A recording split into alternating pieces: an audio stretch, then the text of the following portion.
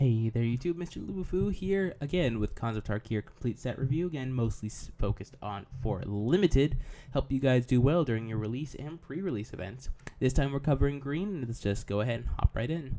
First card we have is Alpine Grizzly. So on Tarkir, the bears certainly are bigger. This guy's a 4/2 for 3, which, you know, 4 power is quite good for triggering ferocious, and that's basically it. He gets eaten by every single morph creature, so I don't like it that much. It's decent if you need a guy to fill the curve, but anything more than that, it's not that good. Next we have Archer's Parapet, another 2 mana 0/5, again another 5 toughness creature. This limited format is chock full of 5 toughness. That's 2 mana, each opponent loses 1 life. Very slow, very grindy. Next we have Awakened Bear. So it's 3 mana, target creature gets +3/+3 and trample till end of turn. So it's an expensive giant growth for trample, but it's a kind of obvious combat trick. Sometimes you'll get people with it though. Become Immense is a 6 mana instant that has delve. That target creature gets +6/+6 until end of turn, which is not that good. It'll steal some games, yes, because you'll have a ton of creatures in the graveyard and you'll be able to delve it, but I'm not a huge fan of it, to be completely honest. Dragon Scale Boon is 4 mana to put 2 counters on target creature and untap it. So it's kind of expensive for what it does, but it can be okay. It'll probably kill a creature or 2. And making one of your 4 power creatures have 6 power is actually going to be very relevant in this format. So it's okay. Feed the Clan is terrible. I'm not going to say any more. Hardened Scales is fun if you get it in limited, but probably not good. Heir of the Wilds, it's a 2 mana 2/2 death touch, so that already is pretty well costed. And if it attacks, if you have a creature with power 4 or greater, it gets +1/+1. Not the most relevant ability, but it's a death toucher in this format full of giant creatures, so it's good. Highland Game is a 2 mana 2/1. There's a lot of those, and when it dies, you gain 2 life. Nothing extraordinary, but it blocks all morphs, which is fine.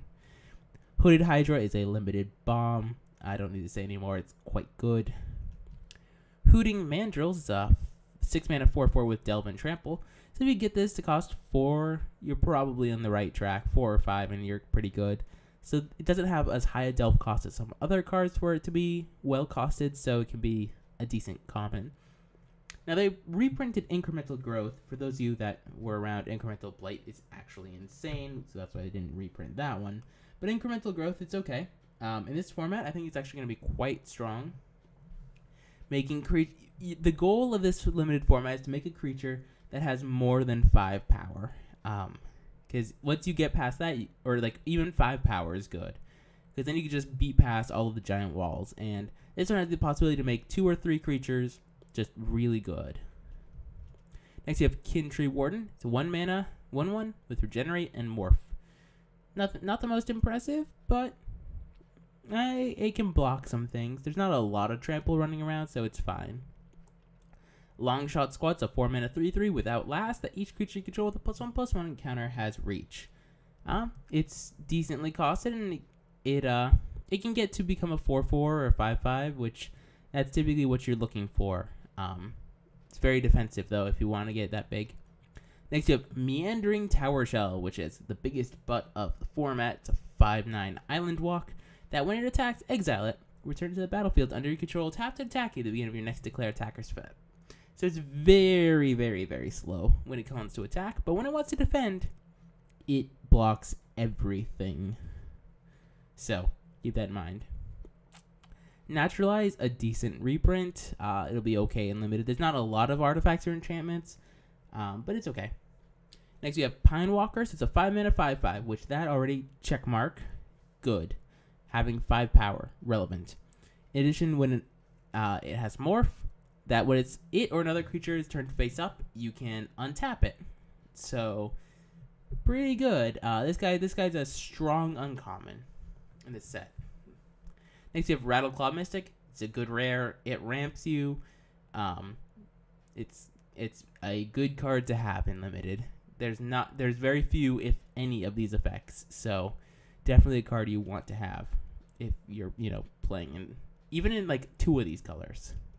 Next, you have Roar of the Challenge, which is a pretty bad uncommon. It's basically lore, but if you control a creature with power 4 or greater, it's lore plus your creature's indestructible. Which, I'm not a huge fan of lore effects, so maybe I'm undervaluing it, but it's okay. Next, you have Sagu Archer. It's a 5-mana 2/5 with reach that has morph.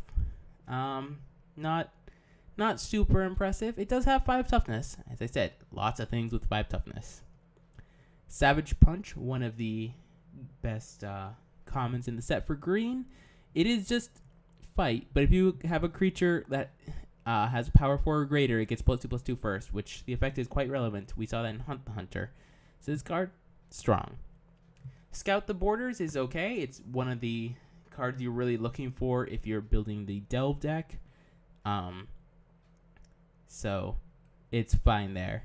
See the Unwritten is probably okay for limited. It's not too insane, but it's playable, I think. Next, you have Seek the Horizon, which didn't see much play the first time it was printed in Return to Ravnica block, because it was just a little bit too slow. In this format, it actually seems okay to me. That's why they bumped it. I mean, it was an uncommon before, too.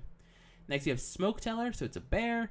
They can look at target face-down creature if you have blue mana, which is, It's a bear with upside, so I'll probably play it. That's how I look at it. Next, you have Sultai Flare. So it's a 4-mana 3/4, so the 4 toughness, kinda bad.